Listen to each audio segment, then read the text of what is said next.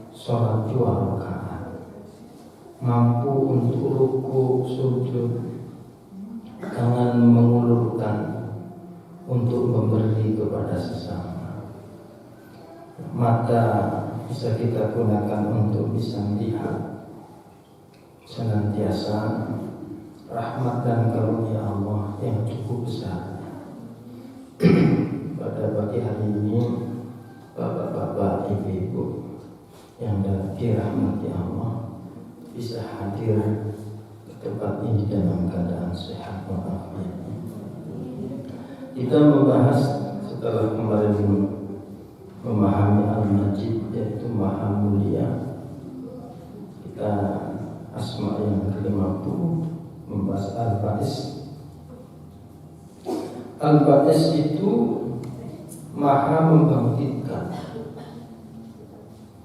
sehingga Allah Maha membangkitkan hamba-hambanya baik di dunia maupun di akhirat. Sehingga para alim ulama memahami Al-Ba'is ini ada dua pengertian. Satu, bangkit di dunia,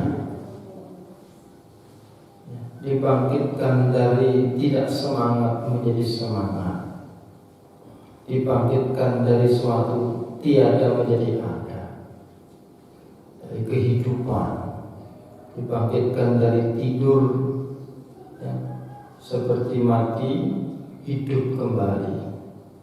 Baik dibangkitkan secara jiwa, dari kebodohan menuju keilmuan atau kepandaian, dari kemalasan menuju ketangkasan. Ini Al-Ba'is, Maha membangkitkan. Maha membangkitkan semangat yang lagi putus asa. Allah yang akan membangkitkan jiwa yang lagi putus asa. Terus yang kedua, Al-Ba'is ini membangkitkan nanti di hari kiamat, dibangkitkan dari alam kubur menuju alam barzakh, alam pembalasan. Ya. Jadi Al-Ba'is yang berkaitan dengan Allah membangkitkan manusia setelah mati. Nah, nanti kita dibangkitkan, Bu. Ini pun dibangkitkan. Ada dua pendapat para alim ulama. Apakah kita nanti dibangkitkan dengan jasmani kita, terus jiwa kita? Di dalam tubuh manusia ini ada tiga unsur, ibu, bapak-bapak. Satu jasmani, yang satunya adalah rohani, yang satunya adalah jiwa, atau bahasanya dikatakan di dalam Al-Quran nafsu, jiwa. Roh nanti kembali kepada Allah, sedangkan jasad kembali kepada tanah. Asalnya dari tanah, kembali ke tanah. Kita jasmani diciptakan dari tanah, kembali ke tanah. Tidak apa-apa. Sedangkan jiwa ini kembali kepada Tuhannya untuk memenuhi peradilan. Pengadilan raksasa, pengadilan besar-besaran di hadapan Allah, nanti jiwa. Lah ketika dibangkitkan di yaumil kiamah nanti, apakah kita dibangkitkan jiwanya dengan jasmaninya? Ini ada dua pendapat.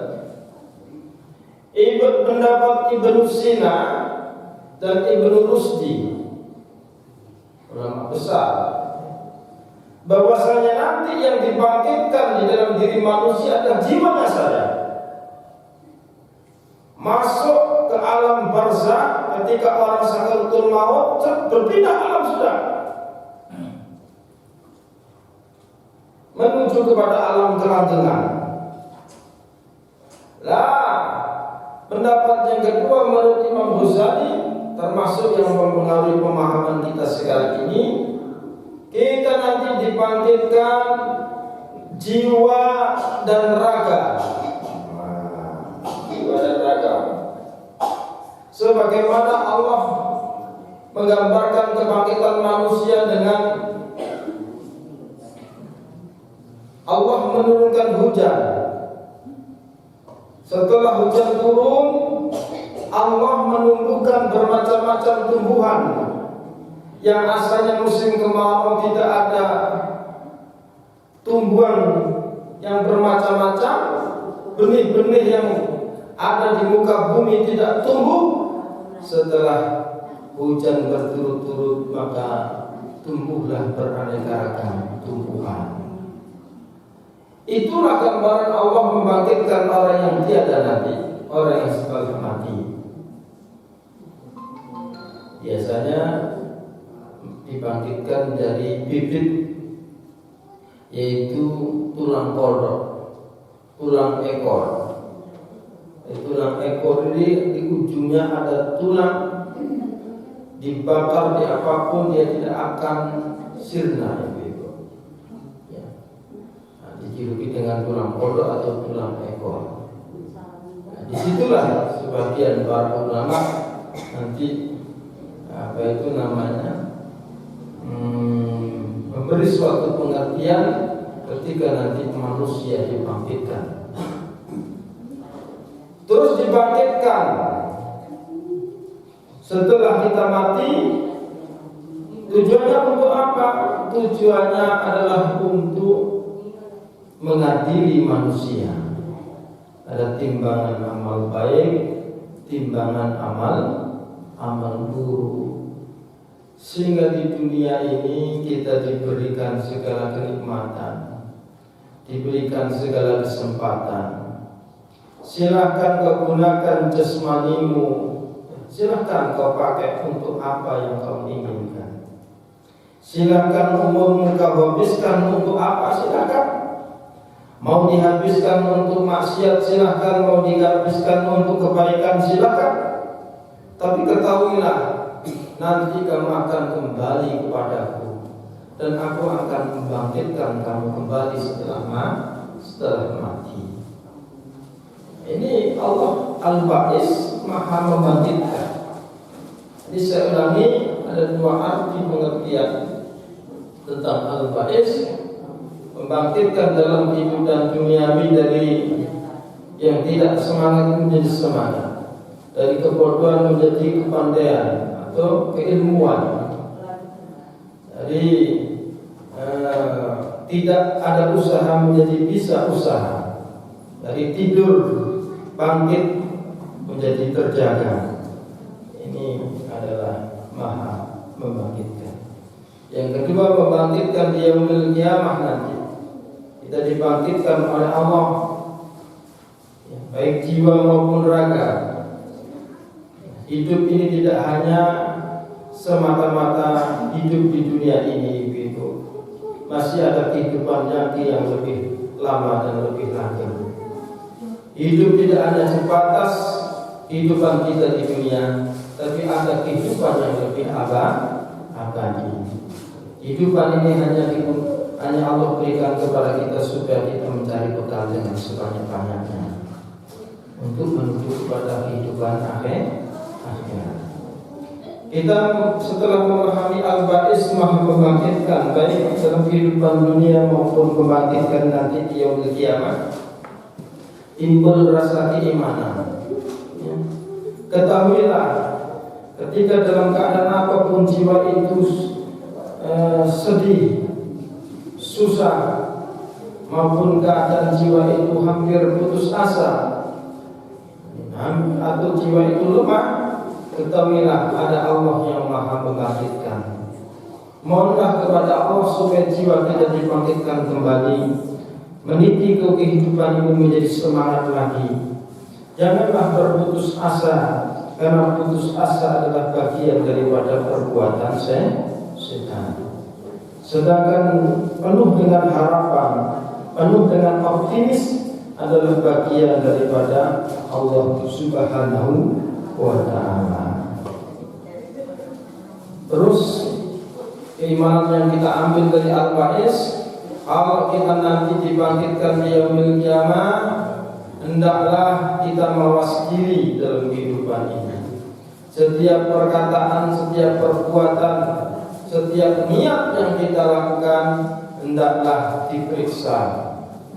Apakah itu betul-betul lillahi ta'ala atau tidak? Apakah betul-betul itu kebaikan atau tidak?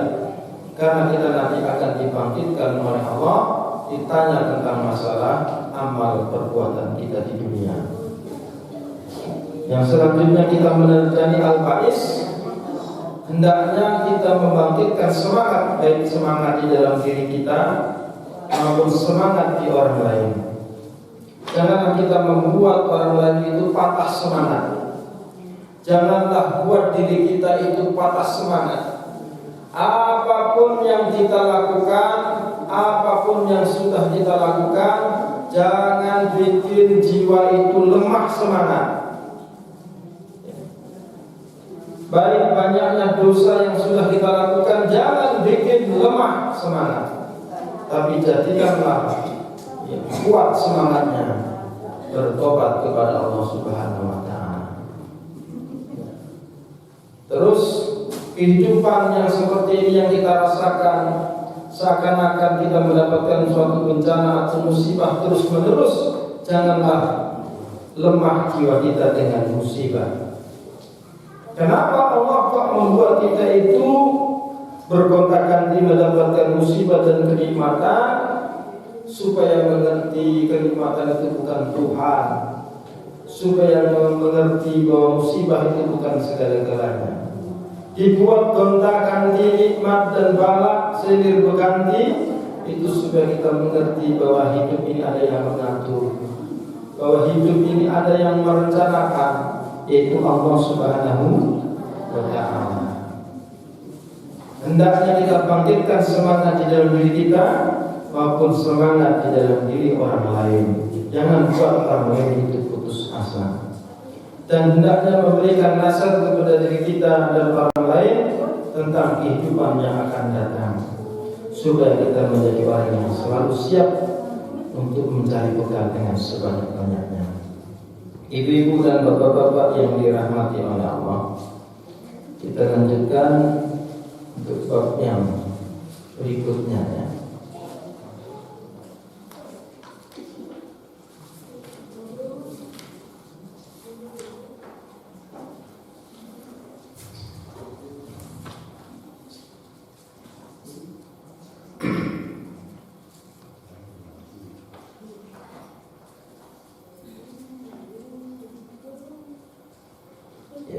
Bab tentang beberapa hal yang berkaitan dengan masalah puasa. An Abi Hurairah, saking Abu Hurairah radhiyallahu anhu, an Nabi saking kanjeng Nabi sallallahu alaihi wasallam, qala nanti kosopo kanjeng Nabi, idza nasiya kakane lali sapa hadukum salah suci ira kabeh. Manilani fakana mengkemangan sopahat au syariba utawa ngombe sopahat fal yutimma mongko kecil nyempurnakno sopahat saumahu ing posone ahad fa inna ma at'amahu mongko angin bestine aweh mangan ing ahad sapa Allah wasaqahu lan aweh minuman sapa Allah ing ahad. Barang siapa di antara kamu sekalian lupa kalau dia itu sedang berpuasa, setelah lupa lantas dia itu makan atau minum sedikit atau banyak, tapi dia dalam keadaan lupa, falyutimma shaumahu, maka hendaknya dia menyempurnakan puasanya lagi. Karena apa? Sesungguhnya dia itu diberi makan oleh Allah, dikasih makan oleh Allah, dikasih minum oleh Allah. Begini ibu-ibu, di sini ada kata-kata nasia. Ada kata nasia. Lupa di dalam bahasa Arab ini ada dua. Satu, ghafal, tambihul ghafilin. Kitab untuk mengingatkan orang-orang yang lupa. Satu menggunakan kata-kata ghafala, yang satu menggunakan kata-kata nasia. Ini berbeda. Kalau nasia itu memang lupa, tidak ada ingat sedikit pun, tidak ada. Tapi kalau ghafil, lupa yang dari kata-kata ghafilin atau ghafala itu tadi, lupa karena sibuk dengan urusan yang lain. Contohnya, orang ini mau melakukan sholat, berhubung dia itu ingin menyelesaikan pekerjaannya, wah selekas-lekasnya, akhirnya waktunya sampai habis dia lupa. Ini ghafil. Tapi kalau nasia, ya, lupa yang dari jenis kata-kata ini, itu di dalam pikirannya nggak ada sama sekali, nggak sadar kalau dia itu lagi puasa. Lupa sudah. Ya makannya enak saja, dia makan ya. Minumnya enak saja. Kira-kira ibu pernah nggak atau bapak-bapak mengalami lupa ketika puasa? Bu, ada yang pernah mengalami seperti ini? Pernah ya? Makanya sampai habis berapa? 1 piring? 2 sendok? Ada Pak. Orang lupa itu makan sampai 1 piring habis, ditambah lagi minum air putih 1 gelas. Baru setelah minum dia duduk ingat kalau dia itu puasa. Alhamdulillah, berumur diteruskan puasanya lagi. Diteruskan, disempurnakan. Allah ngasih rizki, Allah ngasih makan dan minum. Pak, ini awalnya makan itu lupa kalau ini puasa. Ingat-ingat ini di pertengahan makan, ingat kalau ini lagi puasa. Ya. Daripada khawatir Pak, makanya diterusin sampai habis. Ini bagaimana? Batal puasanya. Kalau muncul kesadaran di dalam diri kita bahwa kita ingat ini adalah lagi puasa, kok makan diteruskan, maka makan yang dalam keadaan kesadaran itulah itu membatalkan puasa. Berarti bagaimana?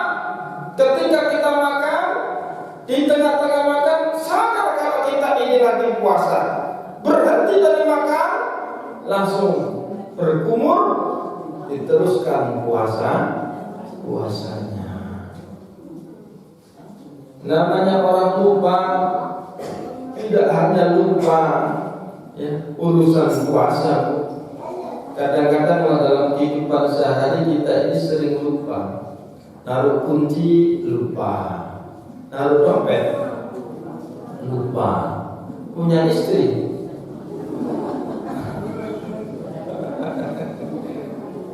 sering lupa dalam kehidupan ini.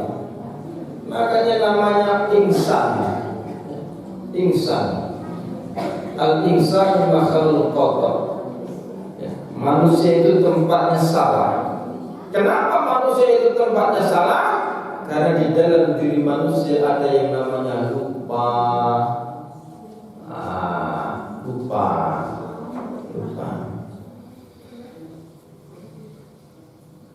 Allah memberi makan kepada orang yang berpuasa, dia dalam keadaan lupa, akhirnya makan dan minum. Ini hadis ini mengajarkan bahwasanya hakikat kita itu makan dan minum yang ngasih adalah Allah. Coba kok, Allah mau ngasih makan hambanya. Kita itu kalau kita lihat ya, kita sarapan atau makan, lauk pauk yang kita makan itu bermacam-macam. Bumbu dapur yang kita masak itu juga bermacam-macam. Ada tomat, ada bawang. Tahu nggak bawang yang kita masak itu dari mana? harga bawang berapa? Itu dari mana Bu bawangnya? Coba dari Cina, dari Tiongkok bawangnya dibawa ke sini Bu. Masya Allah, Allah ingin ngasih rezeki hambanya. Belum ikan asin. Ikan asin yang kita makan itu tahu nggak ikan dari mana itu? Ditangkap siapa itu waktu di laut? Tuh Allah ngasih rezeki kepada kita. Belum lagi beras, nasi yang kita makan ini kira-kira beras Karangploso apa beras Serang itu? Ini dari mana? Allah, ya Allah ngasih makan. Jadi sebetulnya Allah masih rezeki hambanya, yang ngasih makan itu kita. Manusia tidak mampu ngasih makan, tapi Allah ngasih makan kepada kita. Makanya ketika orang yang berpuasa itu lupa dia makan dan minum, maka hendaknya berhenti dan menyempurnakan puasanya kembali. Pak, ini lupanya bukan makan dan minum, tapi lupa kalau ini adalah hari puasa, akhirnya tidur sama istrinya. Kira-kira ada nggak yang seperti itu Bu? Di siang hari waktu berpuasa dia lupa kalau itu puasa, akhirnya tidur suami istri, tidur bersama sebagaimana suami istri yang membatalkan puasa. Setelah melakukan itu baru sadar kalau ini tadi puasa. Mungkin nggak Bu ini Bu? Bu, mungkin nggak? Kayaknya kayak nggak mungkin ini Bu, karena suaminya lupa, istrinya yang ingat. Istrinya lupa, suaminya yang ingat. Tapi kalau makan itu hanya sendiri, bisa jadi pertengahan makan baru diingatkan oleh istrinya, belum? Ya nggak puasa, ini yang puasa. Oh iya, ini puasa. Ini secara manusiawi. Secara manusiawi. Saya dulu juga pernah lupa puasa Ramadan, tiba-tiba makan sirsa. Pulang sekolah pada tuh SMP, pulang sekolah panas-panas, enak makan sirsa. Kira sudah selesai makan, ini kan puasa.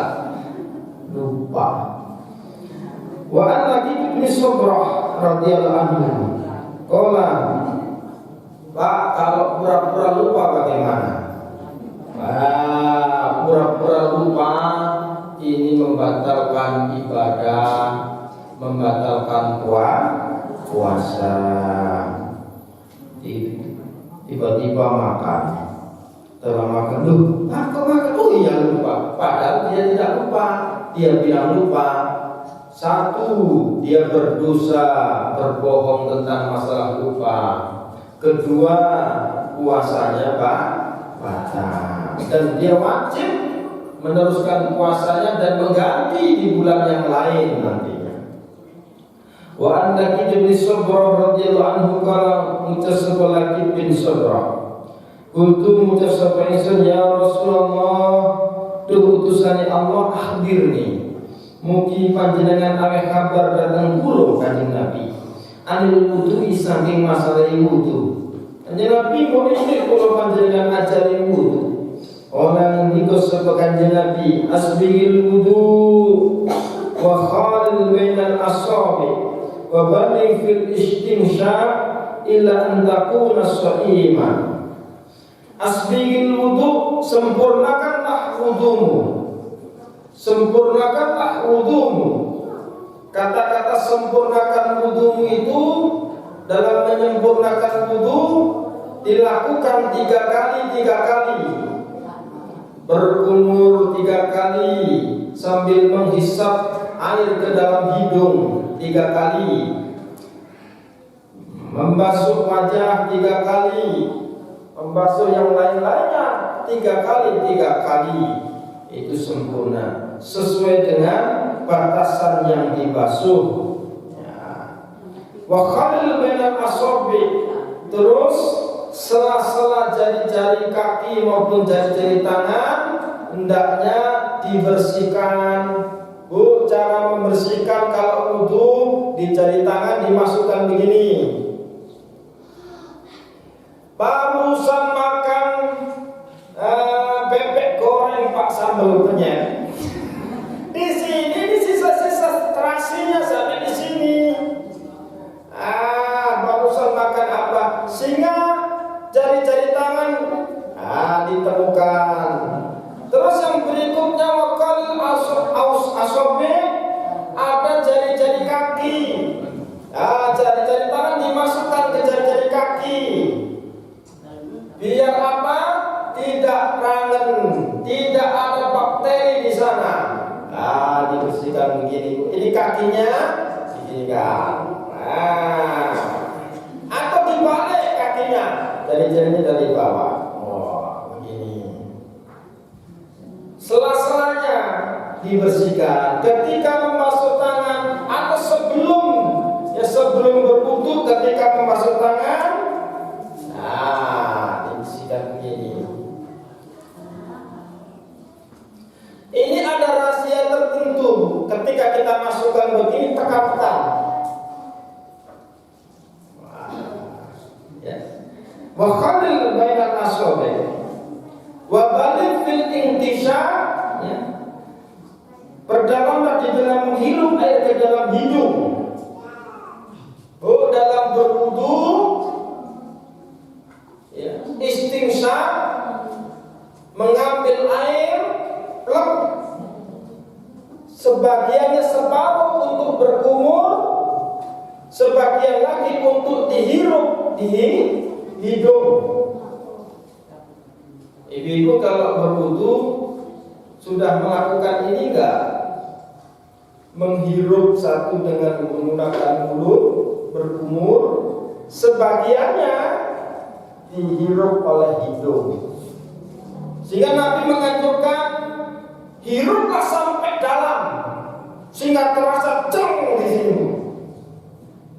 Ibu kalau menghirup air ketika berwudu, sampai masuk ke sini.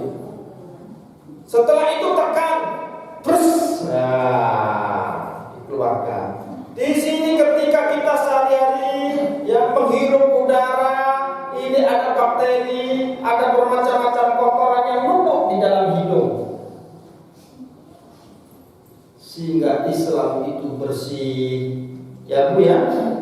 Islam itu bersih. Sehari-hari Islam itu bersih. Baik makanannya, kehidupannya, tubuhnya, Islam itu bersih. Islam itu suci. Tidak hanya suci dan bersih, tapi di sana ada thayyib, baik. Masya Allah. Kenapa orang Islam tidak ada yang kena penyakit corona, kena virus corona? Hidupannya bersih, makanannya bersih. Barang-barang yang diharamkan oleh Allah tidak dimakan. Manfaatnya bukan untuk Allah, tapi untuk manusia. Kenapa Allah mengharamkan darah? Kenapa Allah mengharamkan babi? Kenapa Allah mengharamkan hewan-hewan yang lainnya untuk dikonsumsi? Demi kebaikan kepada manusia. Jadi nanti kalau berwudu, untuk menyempurnakan wudu, selain kita wudunya itu membasuh anggota-anggota tubuh 3 kali, kita nanti sela-selanya jari tangan dan sela-selanya jari kaki hendaknya dibersihkan. Dibersihkan.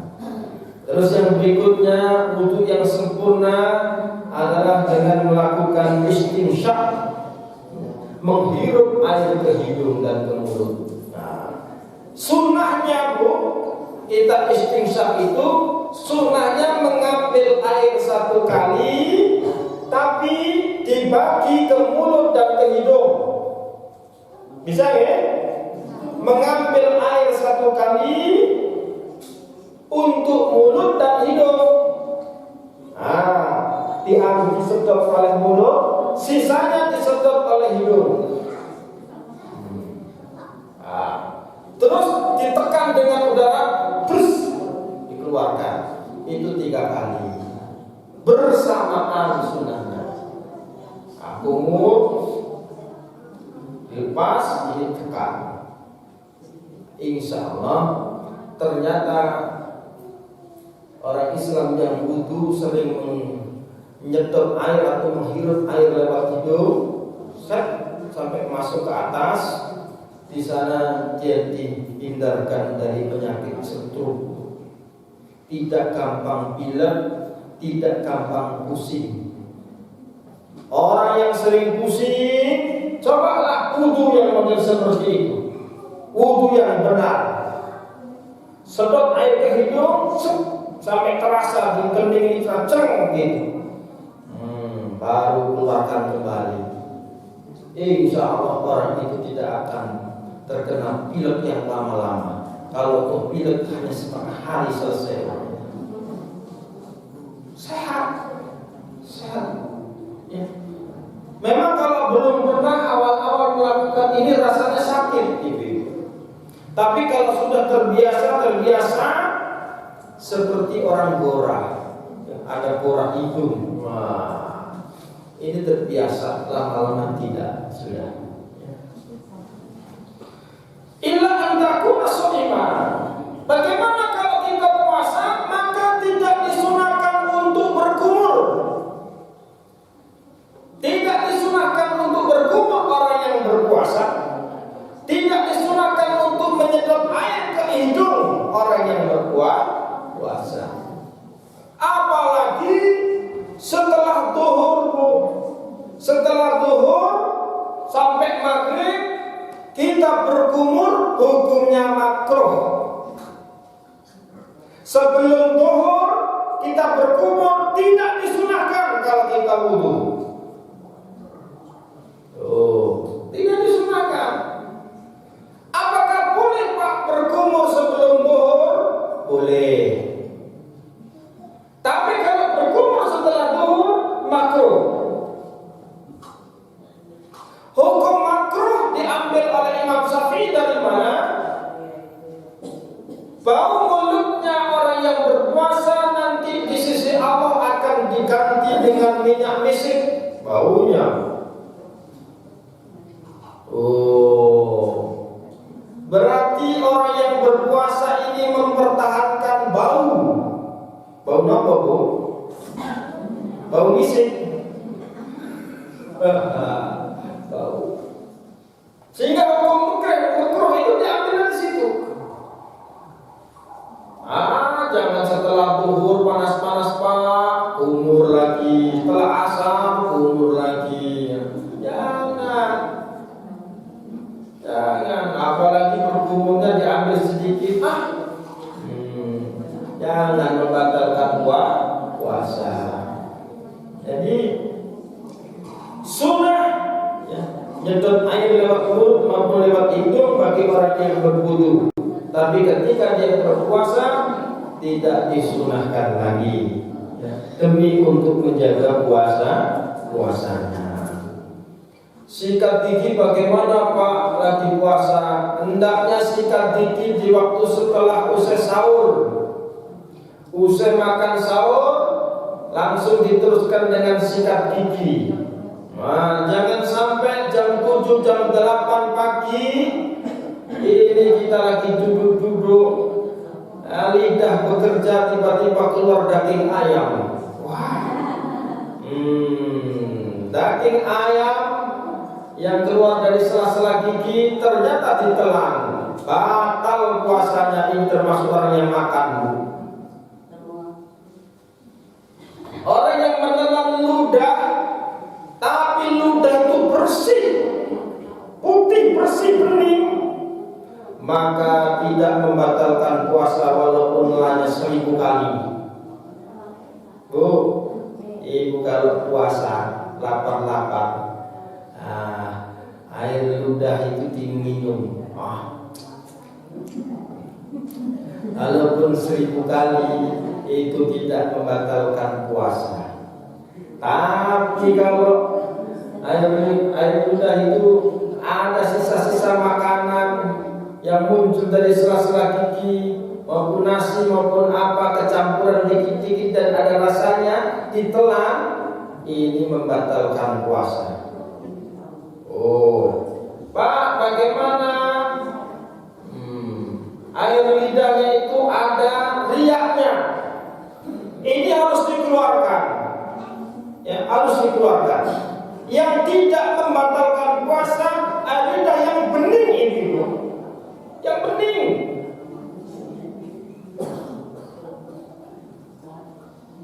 Pas puasa Pak, tiba-tiba gusinya itu bengkak dan mengeluarkan darah. Itu tidak boleh ditelan. Kalau ketika kita puasa nelan itu dan sengaja, maka membatalkan puasa.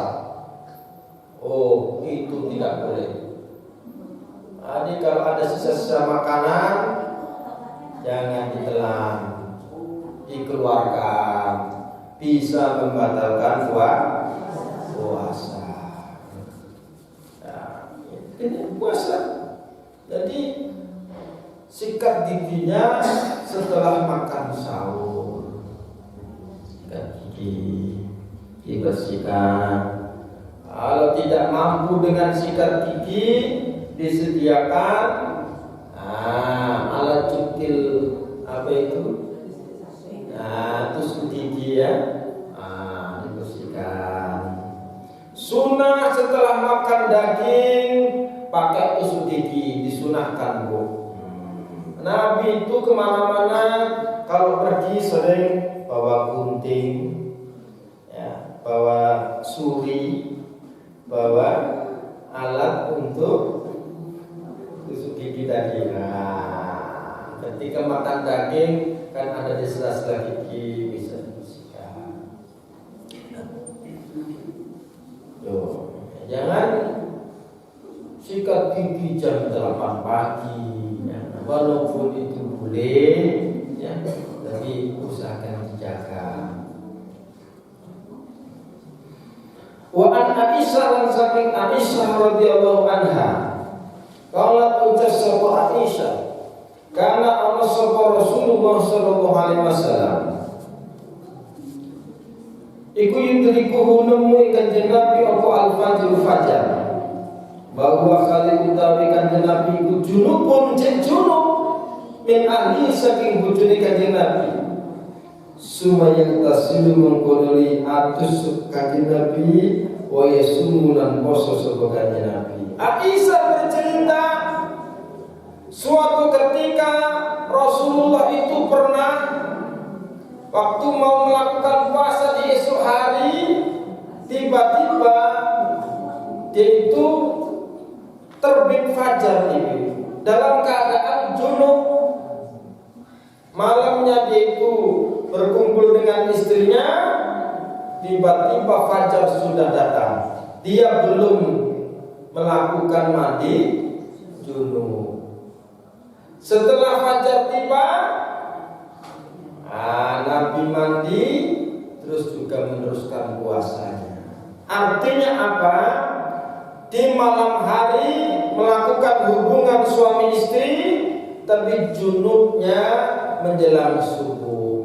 Boleh, tidak membatalkan puasa. Junubnya saja tapi Bu. Jangan ada imsak ini baru mulai. Ini tidak boleh. Nanti kena hukuman harus puasa 2 bulan berturut-turut. Orang yang ketika masuk bulan puasa di siang hari dia waktunya wajib untuk berpuasa, kok melakukan hubungan suami istri, itu nanti wajib berpuasa 2 bulan berturut-turut. Ada kisah sahabat, ya, jadi kemanten baru di awal bulan puasa. Akhirnya sama istrinya tak tahan. Setelah melakukan itu lapor kepada Nabi. Ya Nabi, celaka ini. Kenapa kamu kok celaka? Di siang hari kami sama istri saya tak tahan ya Nabi. Akhirnya melakukan itu. Terus apa yang saya lakukan ya Nabi supaya saya diampuni oleh Allah? Oh, kalau begitu kamu harus puasa 2 bulan berturut-turut. Ya Nabi, jangankan puasa 2 bulan berturut-turut, 1 bulan ya udah bolong, apalagi 2 bulan ya Nabi. Ya kalau begitu kasih makan orang fakir. Wah, kasih makan orang fakir, bersedekah kepada orang miskin, orang fakir. Ya Nabi, apa yang kami gunakan untuk bersedekah makan tiap hari aja tidak ada ya Nabi. Akhirnya dia tidak bisa bersedekah. Kalau begitu ambil saja kurma itu, kamu sedekahkan kepada orang fakir di tempatmu. Kurma diambil 1 karung. Dia bilang apa? Ya Nabi, yang paling fakir, yang paling miskin di tempat saya, tempat kami itu saya ya Nabi. Ya udah, bawa pulang makan dengan istrimu. Oh, udah puasanya bolong karena hubungan suami istri, ditenda puasa 2 bulan tidak, disuruh kasih makan orang miskin tidak, pulang dapat kurma. Ini zaman sahabat. Artinya apa? Larangan besar, hal-hal yang bisa membangkitkan syahwat ketika di siang hari berpuasa itu dilakukan. Kenapa mencium istri itu di siang hari ketika kita berpuasa kok tidak boleh, Bu? Karena membangkitkan syahwat. Hal-hal yang bisa membangkitkan syahwat di siang hari usahakan hindari. Apapun itu bentuknya, baik lewat mata, baik lewat pendengaran, baik lewat sentuhan, hindari. Karena akan mengurangi pahala puasa. Kurang berapa Pak? Ya kalau semakin banyak syahwatnya, semakin banyak kurangnya. Wah, itu tersilu Yesus. Sehingga nama niku Bu, bengi hubungan dengan suami istri, terus gurung junub, besoknya puasa, tangi nih jam itu, nggak sholat subuh, gurung atus bisa. Bagaimana kalau sudah tidak sadar seperti itu? Ya, mandi junub, kotor sholat subuh, teruskan berpuasa. Artinya tetap berpuasa. An Aisyah dan saking Aisyah wa Ummi Salamah radhiyallahu anhuma. Kana tamu tersebut Aisyah dan Ummi Salamah. Karena Rasulullah sallallahu alaihi wasallam kuyusbihu mancing waktu subuh sapa Rasulullah junuban kale junub min ghairi hulumin saking tanpa bermimpi. Sumaya sumu mengkoloni poso sapa kanjeng Nabi. Artinya hubungan suami istri tiba-tiba sampai waktu subuh, Nabi belum junub, terus Nabi mandi, Nabi teruskan itu berpuasa. Silakan ada pertanyaan.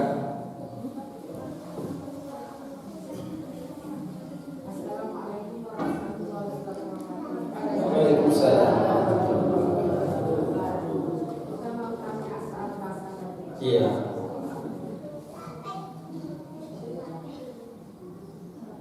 Silakan. Ketika seseorang puasa ya Pak Ustaz, Iya.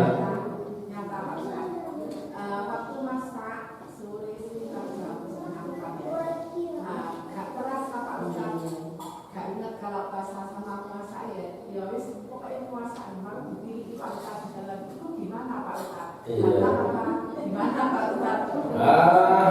Pak, ini waktu puasa kan ibu-ibu itu bagian koki ya, bagian masak. Akhirnya lupa ketika masak itu diincipi Bukan hanya 1 sendok Pak, mencicipi 1 piring.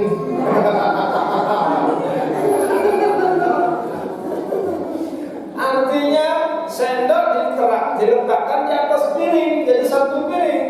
Wah, ini dicicipi, ditelan, dimakan.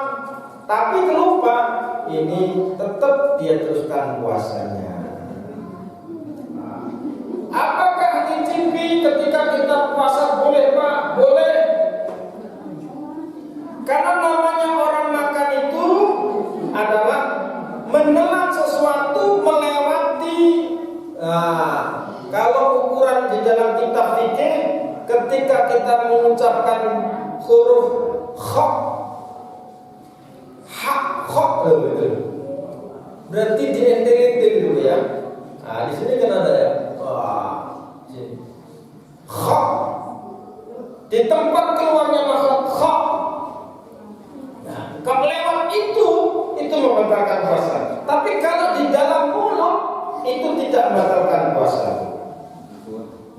Kenapa orang yang melakukan sikat gigi itu tidak membatalkan puasa? Karena tidak ditelan. Kenapa orang berkumur itu tidak membatalkan puasa? Karena tidak ditelan. Hanya saja makruh, ya makruh. Bagi orang yang tidak biasa masak dan kalau tidak diicipi khawatir nanti yang makan itu komplain. Wah, karena takaran tidak hafal, biasanya dikasih berapa ini. Kalau orang sudah ahli biasanya feeling dia. Masak itu sambil merem atau bisa, betul nggak Bu? Sambil merem ngasih garam, ngasih gula. Tapi pakai feeling sudah. Tapi bagi yang baru belajar, apalagi masak untuk orang banyak, ya jangan sampai nanti masakannya tidak enak, diincipi boleh. Tapi hanya sekedar mencicipi, setelah itu dilepas lagi, dikeluarkan lagi. Tidak boleh ditelan. Ya, silakan bertanya. Iya. Ketika seseorang punya pendidikan agama, Iya. kemudian menjadi penjabat melakukan sesuatu yang tidak baik. Iya. Iya. Waalaikumsalam warahmatullahi wabarakatuh. Pertanyaannya Pak, ketika orang itu memiliki pendidikan agama, menjadi seorang pejabat, dia melakukan perbuatan yang tidak baik. Perbuatan yang tidak baik apa? Bisa jadi korupsi. Perbuatan yang tidak baik bagaimana?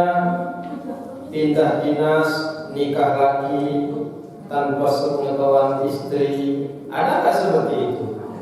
Ada. Itu selingkuh dengan yang lain. Ya, melakukan perbuatan yang tidak baik. Perlu dimengerti ibu-ibu, pendidikan agama itu yang mencakup 2 hal. Pendidikan agama secara lahiriah dan pendidikan agama secara batiniah. Pendidikan agama secara lahiriah meliputi hal-hal yang diharamkan secara lahiriah. Ya, pendidikan baik itu perintah maupun larangan berkaitan dengan masalah berwudu, masalah dengan sholat, bagaimana menjaga najis dan lain-lainnya. Ada pula ya pendidikan agama masuk ke dalam jiwa, yang nanti targetnya adalah untuk mengendalikan yang namanya hawa nafsu ini.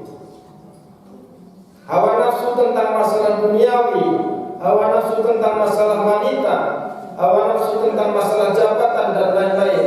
Itu nanti dikendalikan. Target pendidikan agama ke arah jiwa itu harus tersentuh. Apabila keduanya itu sudah tersentuh antara lahir dan batin, maka insya Allah orang yang beragama itu tidak menjadi fitnah. Menjadi fitnah itu bagaimana dulu? Itu kok ngono. Dan perlu diingat, ilmu agama itu tidak hanya ubah. Ya.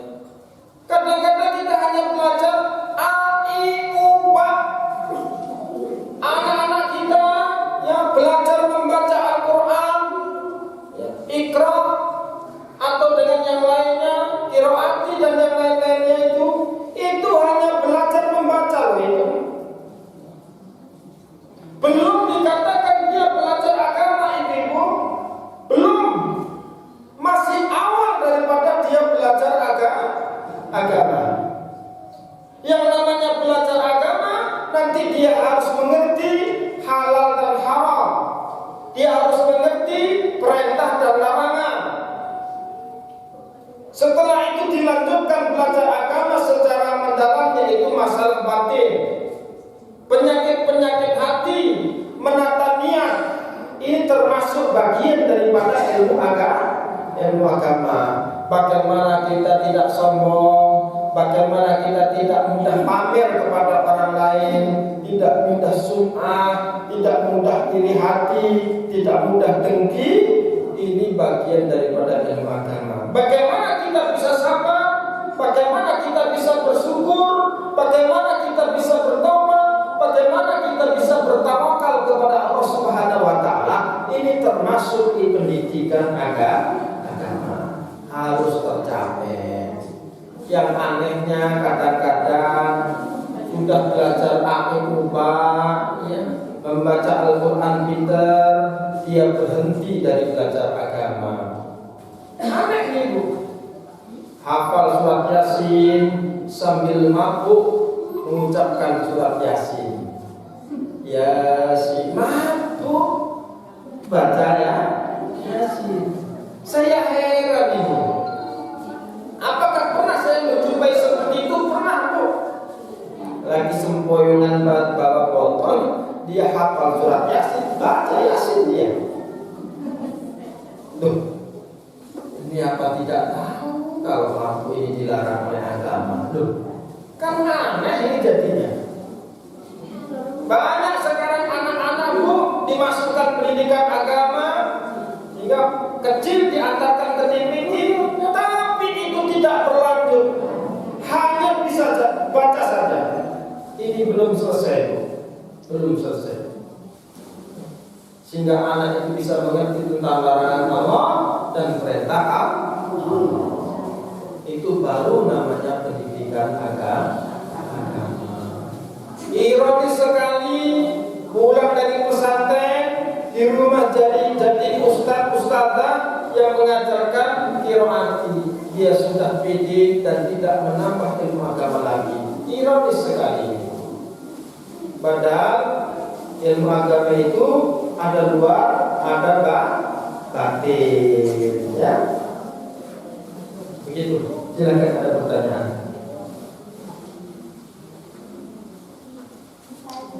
Assalamualaikum warahmatullahi wabarakatuh. Waalaikumsalam. Pertanyaan balik lagi masalah larangan. Iya.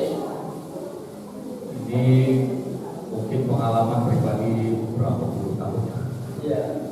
Lagi masih muda, saya itu sudah bekerja di Najamija di rumah. Pada saat kita 1 bulan baru pulang ke rumah, itu pulang. Jadi kalau di luar bulan sekian, kita kan ya masih darah muda semua itu. Keinginan kita sama istri pada waktu itu puasa siang. Kita tanyakan pada istri juga, memang kita menghormati pada saat itu. Tapi yang jadi pertanyaan, batalkah puasa kita jika kita selalu membayangkan? Ya, membayangkan kita tidur sama ini. Sementara kita duduk berdampingan tapi pegang-pegang gitu. Ini pengalaman berarti. Itu aja pertanyaan. Iya. Ini ketika kita siang hari puasa, Pak, kita ini kerjanya jauh. Menjelang puasa kita pulang. Wah, pulang. Setahun sekali atau 2 tahun sekali. Di siang hari duduk-duduk sama istri, tapi pikirannya membayangkan ketika tidur bersama. Bayangkan. Apakah itu membatalkan puasa? Tidak membatalkan, tapi mengurangi pahala. Puasa begitu saja, tidak membatalkan itu. Asal tidak melakukan. Pak, siang hari saya haus membayangkan saya itu pergi ke tukang es. Orang jual es, terus saya beli esnya, terus esnya itu saya minum. Tapi bayangkan saja Pak, rasanya seger sekali. Setelah itu saya pulang, tapi hanya bayangan. Apakah batal? Tidak. Pak, jam 4 sore saya jalan-jalan sore untuk menunggu waktu maghrib lewat di depan tukang sate Pak, dia lagi bakar sate, menghirup bau sate rasanya tak kenyang Pak. Apakah batal puasanya? Tidak. Tidak. Seperti itu Pak. Tapi orang yang sudah menjaga tujuan daripada puasa itu sudah termasuk membatalkan manfaat daripada puasa. Siang hari membayangkan makan semangka itu sudah membatalkan tujuan daripada puasa. Bukan membatalkan puasanya, membatalkan tujuan daripada puasa. Siang hari membayangkan makan sate, atau siang hari ngumpulin makanan nanti yang dipersiapkan untuk berbuka. Ngumpulin ini, sehingga pikirannya ke situ Pak. Ini nanti membatalkan, bukan membatalkan puasa, tapi membatalkan tujuan daripada puasa. Tujuan puasa adalah supaya manusia itu di awal jadi mengosongkan keinginan makan, mengosongkan keinginan minum, mengosongkan keinginan syahwat, mengosongkan keinginan maksiat. Diisi dengan apa keinginannya? Diisi dengan mengingat Allah, diisi dengan keinginan untuk menuju Allah. Lebih banyak untuk mengingat Allah. Nah, tujuannya di situ. Dikosongkan dari kebutuhan-kebutuhan duniawi untuk rihlah batinnya mengingat Allah. Tujuannya itu. Barang siapa ketika puasa Ramadan banyak dia mengingat Allah, dia berhasil. Nah, kenapa umat manusia ini sulit untuk mengingat Allah? Karena sibuk dengan urusan manusiawi. Mulai bangun pagi yang dipikirin ibu kira-kira apa Bu? Masak kan? Masak. Sudah mikir nanti belanja apa ini. Setelah ibu masak, ibu mikirin apa? Kapan makannya? Terus dan bermacam-macam. Jadi kira-kira presentasi kalau kita lihat setiap hari, satu malam kita ingat kepada Allah itu berapa Bu? Berapa waktu Bu? Jangankan di luar sholat, di dalam sholat pun masih ingat Pak nanti masa apa? Apalagi pesanan ini meningkat. Kan begitu? Di dalam sholat masih ingat kita manusia ini. Apalagi di luar sholat, berarti sedikit sekali manusia mengingat Allah. Sedikit sekali kita mengingat Allah. Sehingga kita diperintahkan untuk berpuasa, tujuannya punya waktu, punya kesempatan untuk bisa mengingat Allah. Siapa yang berhasil puasanya? Orang yang banyak mengingat Allah. Sehingga ada namanya Lailatul Qadar, malam kemuliaan. Siapakah orang yang mendapatkan malam kemuliaan? Orang yang berhasil menunaikan puasa Ramadan dengan baik, dia mendapatkan bonus yaitu Lailatul Qadar. Ya, begitu baik. Tidak membatalkan puasa, tapi mengurangi maksud dan tujuan daripada puasa itu. Betul gitu. Iya. Ini pertanyaan. Iya.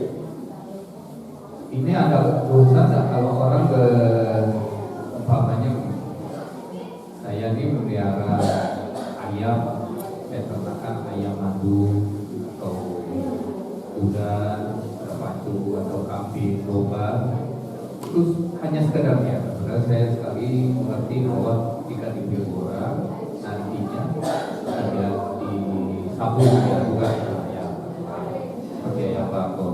Ini kan menyangkut penganiaya dan memang itu dilarang. Tapi sebenarnya kan sebatas memelihara, merawat dan sebagainya. Iya. Jadi itu hukumnya yang saya tanyakan di sini, hukumnya itu memberikan sarana untuk bertujuan untuk mengadu ayam dan maksiat. Iya. Nah ini si yang menernakannya ini hukumnya apa? Ya. Pak, boleh nggak kita memelihara burung, ayam, kuda dan lain boleh? Memang tujuannya Allah ciptakan alam semesta sudah diatur oleh manusia. Ada orang pelihara burung itu karena melihat warnanya. Ada dia pelihara burung itu karena ingin dengar suaranya. Ada dia melihara kuda karena melihat, wah, bentuk dari kuda itu sudah menyenangkan. Itu bagian daripada kesenangan hidup di dunia. Boleh memelihara hewan-hewan langka, tapi hanya untuk sebagai hiburan boleh. Pak, bagaimana kalau memelihara ayam? Tentu tujuannya untuk berjudi dan bersambung ayam, itu hukumnya tidak boleh. Tapi kalau memelihara ayam saja tidak punya tujuan itu boleh. Ya, boleh. Hukumnya seperti orang pandai bikin pisau. Ada orang pesan, Pak, saya pesan pisau yang paling bagus dan tajam. Untuk apa Pak pisaunya? Untuk bunuh orang. Saya dendam sama orang itu. Tolong bikin saya pisau. Si tukang pandai yang bikin pisau, ketika pisau itu digunakan untuk membunuh, sama dia mendapatkan dosanya. Sama mendapatkan dosanya. Karena dia sudah tahu. Beda kalau tukang pandai itu tidak tahu. Pekerjaannya tiap hari bikin pisau. Pisaunya untuk apa? Ya untuk keperluan sesama. Untuk memasak, untuk iris daging atau apa. Tiba-tiba di antara orang yang beli itu ada yang dipakai untuk membunuh. Tapi si tukang pandai tidak tahu niat orang itu dan tidak menyediakan untuk itu. Maka tukang pandai tidak mendapatkan dosa. Tapi yang berdosa adalah orang yang beli pisau itu tadi, yang menggunakan pisau itu tadi. Jadi ini sama. Niat awal orang yang memelihara ayam itu untuk apa? Untuk disediakan untuk apa? Saya punya guru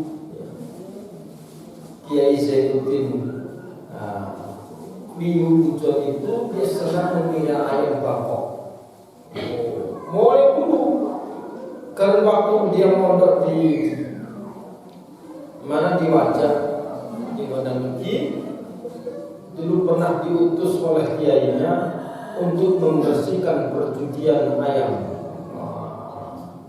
Diutus Pak, sama kiai dibawain satu ayam jago. Ayam jago itu dari dongkelnya pring, dari batang atau dongkelnya pring ketung dibawakan. Orang lihat seperti ayam jago. Akhirnya dia disuruh berangkat, pulang membawa uang satu sarung gitu, sarung dibeli, di sini berduit tak. Boleh didupet ini orang ini menang terus. Boleh dongkel soalnya menang. Tidak diambil sedikit pun kurang disetorkan kepada ini jadi uangnya. Orang yang judi itu sudah boleh berpulang. Sampailah dia pulang dari mondok, dari pesantren itu senang dengan ayam. Dia punya ayam. Tapi ayamnya itu kalau jam 2, jam 1 dia berkokok. Bangunin. Bukan satu, ayamnya banyak. Ayam bagus-bagus Bangkok yang harganya jutaan. Dia melihara itu. Tapi bukan untuk disediakan orang yang satu ayam. Andai kata ada orang beli, silakan dijual. Itu boleh kalau niatnya tidak untuk menyiapkan orang itu. Silakan, ada pertanyaan. Waalaikumsalam. Saya bertanya tapi di luar bab. Iya.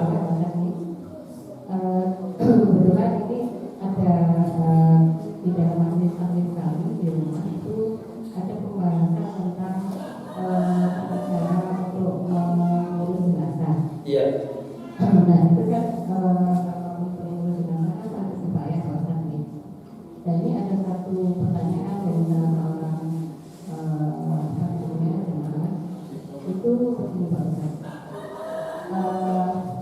Yang bersangkutan itu kebetulan semula beragama Islam, terus dia menikah dengan orang yang beragama lain, misalnya Hindu gitu seperti itu. Dan KTP akhirnya dia berubah dari Indonesia. Tetapi pada saat si istri tadi meninggal, itu ada masalah yang mengatakan bahwa sebenarnya dia itu meskipun dia mengikuti KTP-nya Hindu, tapi seringkali saudaranya ini mengetahui bahwa si ibu ini yang usia sesama muslim itu dia menjalankan syariat Islam, dia sholat dan juga puasa seperti itu, tapi secara diam-diam. Nah itu pada waktu si ibu ini meninggal, itu apa namanya sama suami langsung dirawat secara Hindu, sehingga dari masyarakat sekitar kita kan menghormati dari kepala keluarga ini, jadi tidak dirawat secara Islam seperti itu. Nah pertanyaannya, apakah upaya dari warga setempat itu gugur? Iya. Itu pertanyaan saya pertama. Jadi karena kan tidak ada masukan bahwa ternyata yang benar-benar masih sholat seperti itu, apakah itu atau tidak? Yang kedua, pertanyaannya ada lagi juga batasan untuk menyolatkan gaib jenazah itu sampai berapa lama Pak Ustaz? Iya. Itu dulu Pak. Terima kasih. Sebenarnya Assalamualaikum warahmatullahi wabarakatuh.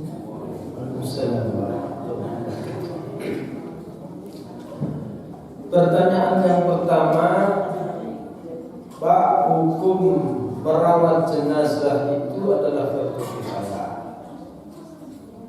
Sedangkan di tempat kami itu ada orang itu KTP-nya Hindu, tapi sehari-hari dia itu melakukan syariat Islam termasuk sholat dan lain-lain. Dan tetangganya tahu. Tapi suaminya Hindu dia. Nah, suaminya Hindu. Suaminya sibuk bekerja di luar sehingga jarang tahu tentang istrinya itu. Istrinya tekun datang ke PKK, akhirnya ikut Islam.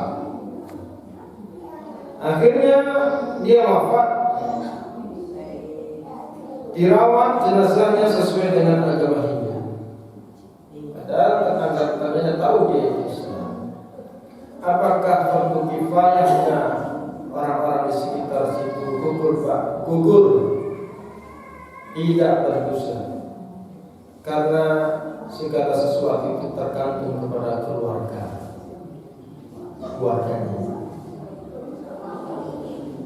Fardu kifayah itu wajib dilakukan ketika keluarga itu membutuhkan bantuan kepada kita untuk merawat jenazah, maka wajib kita merawat. Bagi orang yang tidak punya keluarga, maka wajib orang muslim yang ada di sekitar situ untuk merawat jenazah itu secara Islam. Jadi pertanyaannya, fardu kifayahnya gugur apa enggak gugur? Fardu kifayah itu apa? Fardu kifayah itu suatu kewajiban yang apabila dilakukan oleh orang lain di antara kita, maka kewajiban kita ini gugur. Ada yang mewakili. Jadi gak semua satu RT itu belajar untuk merawat jenazah, tidak semua. Hanya diambil beberapa ibu-ibu atau beberapa bapak-bapak yang bikin lawon, caranya bikin kain lawon bagaimana, caranya merawat untuk memandikan bagaimana, membutuhkan. Itu cukup dibagi oleh beberapa orang. Itu namanya fardu kifayah. Dan orang Islam tadi yang dirawat jenazahnya secara Hindu, dia sudah tidak tahu apa-apa. dia sudah terbebas dari kehidupan duniawi, dia tidak minta milih, saya milih begini-begini, tidak. Makanya kewajibannya dibebankan oleh yang hidup. Kalau dia itu adalah orang yang beriman, dia tetap nanti beriman di sisi Allah dan mendapatkan kebaikan. Bukan salahnya dia. Ya, begitu ya. Yang kedua, pertanyaannya apa tadi yang kedua? Itu pertanyaannya batasan itu. Oh ya, batasan sholat goib. Batasan sholat goib itu sampai kapan, Ustaz? Ada kalanya ulama yang memberikan batasannya ketika sudah sampai tidak disunahkan untuk takziah. Itu batasannya. Oh, kira-kira disunahkan takziah itu berapa hari dari kematian ibu-ibu? Ada yang menganggap 3 hari Pak, karena 3 hari itu susahnya sudah hilang. Ada kalanya 7 hari Pak, kalau dalam 7 hari itu dari masa bergabung dia, maka 7 hari itu masih ada kesempatan untuk melakukan sholat gaib. Batasannya Pak, 40 hari itu masih bergabung, dia masih sedih. Iya 40 hari. Tapi hukum takziah itu masih ada kesunahan takziah, aslinya adalah 3 hari. 3 hari. Dan di sana masih disunahkan untuk melakukan sholat gaib. Ada yang mengambil 7 hari, maka nggak apa-apa, karena masih sedih 7 hari, berarti masih disunahkan untuk melakukan takziah. Di Jawa ini bu, hukumnya beda. Di Arab 3 hari. Dan di Jawa pokoknya guru pitung dinani, ciklah, melawat. Lalu senang betul? Maka hukumnya beda. 7 hari masih ada kesempatan untuk melakukan sholat gaib atau melakukan takziah. Sholat gaib itu mayatnya, jenazahnya tidak ada di hadapannya. Bisa jadi dia tenggelam di laut, bisa jadi dia terbakar habis, nggak ada sisanya. Bisa jadi dia mati di Malaysia, tetangganya tidak bisa datang ke sana untuk melayat, akhirnya sholat gaib di rumah. Bisa dilakukan. Ya. Batasannya itu Bu ya. Silakan ada pertanyaan. Iya. Assalamualaikum warahmatullahi wabarakatuh. Bagaimana puasanya orang-orang yang tinggal di negara yang dimana antara jarak terbit fajar dan terbenam matahari itu sangat panjang? Itu bagaimana? Iya. Itu yang pertama. Yang kedua adalah bagaimana puasanya seorang perempuan yang haid karena pemasangan kontrasepsi. Iya. Dan untuk waktunya sangat lama sekali, bisa sebulan itu gimana? Berarti dia tidak pernah menstruasi. Dia menstruasi, justru mensnya itu tidak normal. Oh begitu ya. Terima kasih. Wassalamualaikum warahmatullahi wabarakatuh. Iya. Makanya pertanyaannya Pak, bagaimana puasanya orang yang siangnya itu lebih lama daripada kita? Itu apakah dia hanya lihat jam, apakah lihat matahari, tenggelam dan terbitnya matahari? Makanya di dalam ayat Al-Quran, berbukalah ketika kamu lihat benang putih menjadi hitam, dan berpuasalah ketika benang hitam itu menjadi putih. Artinya apa? Ketika siang menjelang maghrib, malam tiba, itu kan putihnya hilang menjadi gelap, maka berbukalah. Ketika fajar hitam, ya, fajar mulai terbit ada terang, berarti berpuasa. Islam hanya melihat tanda-tanda alam itu. Jadi tetap puasanya yang panjang ya tetap panjang, pokoknya melihat terbenamnya matahari dan terbitnya fajar. Jadi di daerah-daerah kutub sana yang siangnya lebih panjang, ya dia puasanya agak panjang. Jadi puasa berbuka dan apa itu namanya mulai berpuasa itu melihat tanda-tanda alam. Terus yang kedua, Pak, bagaimana orang yang menggunakan alat kontrasepsi, terus dia pendarahan terus? Ingat, darah itu bermacam-macam yang keluar dari rahim seorang perempuan. Ada darah haid, ada darah nifas, ya, ada namanya darah istihadah. Kalau darah haid itu ukurannya yang paling sedikit adalah 1 hari 1 malam, 24 jam, sedikit-sedikitnya haid.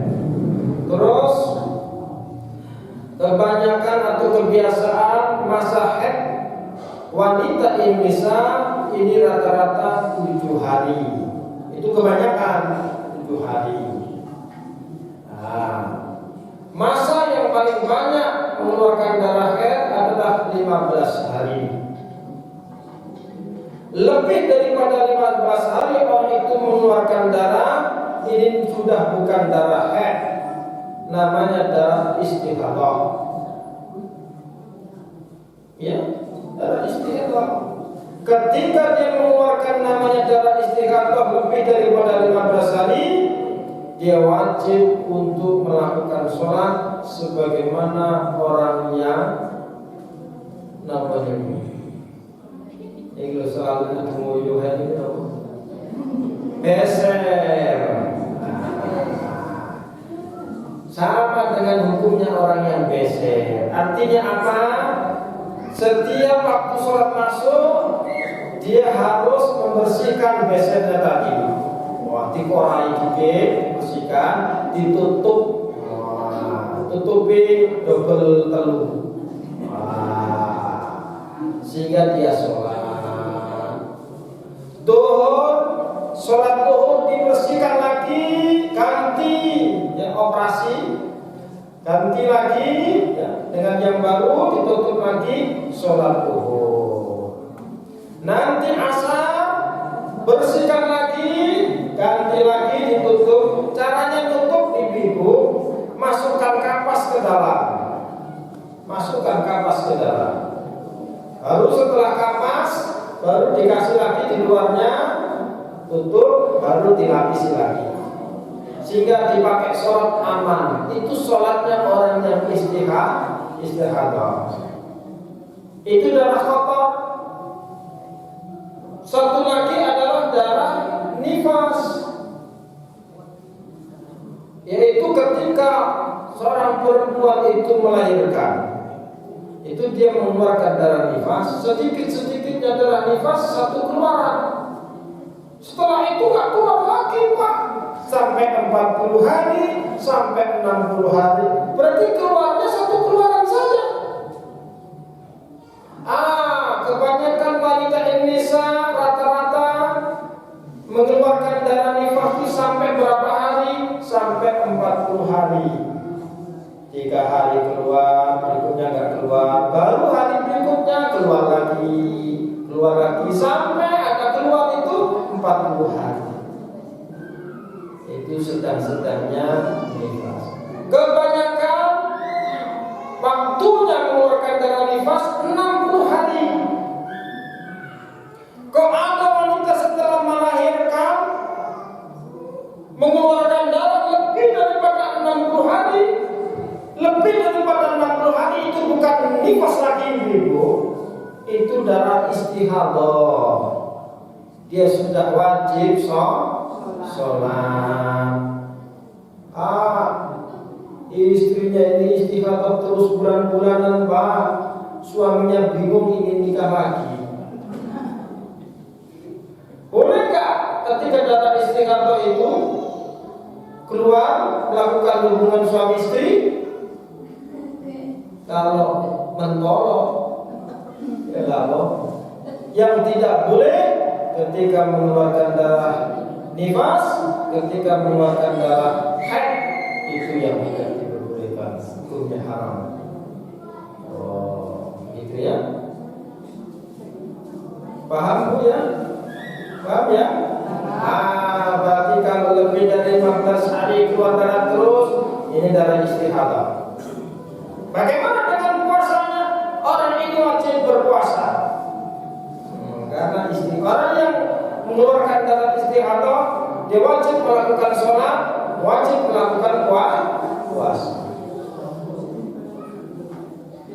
Ya, silakan ada pertanyaan. Tanya lagi loh. Iya. Bagaimana puasanya orang yang mimpi basah di siang hari ketika berpuasa itu? Bagaimana puasanya anak laki-laki atau bapak laki-laki yang di siang hari dia mimpi basah? Yang biasa mimpi basah itu bapak-bapak atau ibu-ibu? Oh, ibu aku nak mimpi basah. Oh, ngompol. Iya. Bagi laki-laki yang siang hari mimpi basah, batal nggak puasanya? Tidak membatalkan puasa, tapi wajib mandi. Jam 10 siang tidur, tiba-tiba kok di celana saya ada basah-basah, terus dipegang sama jari-jarinya, dicium ini seperti adonan roti. Wah, ini mimpi basah berarti. Dipegang kok ada begini, baunya seperti adonan terasinya. Ini berarti mimpi basah. Mimpi basah. Dia mandi besar. Tetap puasanya tidak batal. Pak, saya mimpi basah tapi celana tidak basah, bagaimana? Tidak wajib mandi besar. Yang wajib mandi besar adalah orang yang mimpi basah beneran. Ada nggak orang mimpi basah tapi nggak basah? Ada ya? Mimpi di dalam tidur itu, bertemu dengan wanita cantik, akhirnya tidur melakukan hubungan seperti itu. Tapi bangun nggak ada yang keluar, maka tidak wajib. Tidak wajib, itu datang dari setan, menggoda manusia. Bangun tidur menyebut a'udzubillahi minasyaitonirrajim sambil meludah ke kiri. Kapulinya, ini anak tetangga mimpinya. Tak boleh. Tapi kalau basah kelihatan kok, dilihat apakah ini air kencing, apakah ini sperma yang keluar. Kalau itu dilihat sperma, maka dia wajib mandi junub. Ya, teruskan puasa. Ada lagi pertanyaan? Terus Ustaz, bagaimana dengan orang yang sakit, kan biasanya diinfus, terus ada yang sakit diabetes itu disuntikan insulin pada tubuhnya pada siang hari, itu gimana? Sesuatu yang masuk tidak melalui lubang, yang lubang itu masuk terus ke dalam lambung, itu tidak membatalkan puasa. Masuknya lewat suntik, masuknya lewat infus, itu tidak membatalkan puasa. Kalau masuknya lewat mulut, batal puasanya. Masuknya lewat dubur, batal puasanya. Masuknya lewat hidung, membatalkan puasa. Ya, suntik dan infus itu tidak membatalkan puasa. Pak, bagaimana ketika siang hari kita berpuasa, minta disuntik vitamin biar kuat? Suntik vitamin itu bagi orang sakit. Kalau nggak sakit nggak akan disuntik vitamin itu. Maka untuk mengembalikan kondisi tubuh yang lemah, tidak membatalkan puasa. Siang hari suntik ke dokter, Pak, akhirnya disuntik cus lewat bokongnya. Nah, ini tidak membatalkan puasa. Memasukkan obat lewat hidung membatalkan puasa. Masukkan obat lewat mulut, memasukkan obat lewat dubur membatalkan puasa. Ya Ustaz, terima kasih. Assalamualaikum warahmatullahi wabarakatuh. Waalaikumsalam warahmatullahi wabarakatuh. Ustaz ditanya apa saja kok bisa jawab? Ya ini dulu ngaji di pesantren, ya, di pesantren. Jadi belajarnya itu bermacam-macam. Ada fikih wanita, ada masalah rumah tangga, ada masalah tauhid, ada masalah ubudiyah. Ibu kalau ingin putranya pintar ya dikirim saja ke pesantren, sambil sekolah, sambil mondok, ya Bu ya, supaya dia itu setiap hari dengar ilmu agama. Mulai pagi di pesantren bangun tidur itu sudah tertib semua, sholat subuhnya tertib, ya, makannya tertib, ngajinya tertib, semua serba diatur di dalam pesantren. Nah ini hasilnya seperti ini. Sekarang duduk aja ngomong terus di mana-mana. Jadi mengerti, ditanya apa bisa, karena dulu pernah belajar. Jadi kesempatan, insya Allah kalau kita punya anak terus dibawa ke dalam pesantren, rezekinya nggak kurang. Allah akan ngasih rezeki, akan diberi kecukupan. Jangan khawatir anak kita itu apa itu namanya mencari pendidikan. Jangan khawatir dengan rezeki Allah. Mudah-mudahan ada manfaatnya. Wabillahi taufiq wal hidayah. Wassalamualaikum warahmatullahi wabarakatuh. Al-Fatihah.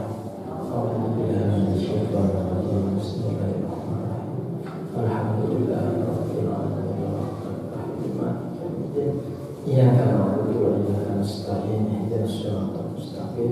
Siratal ladzina an'amta 'alaihim ghairil maghdubi 'alaihim waladdallin.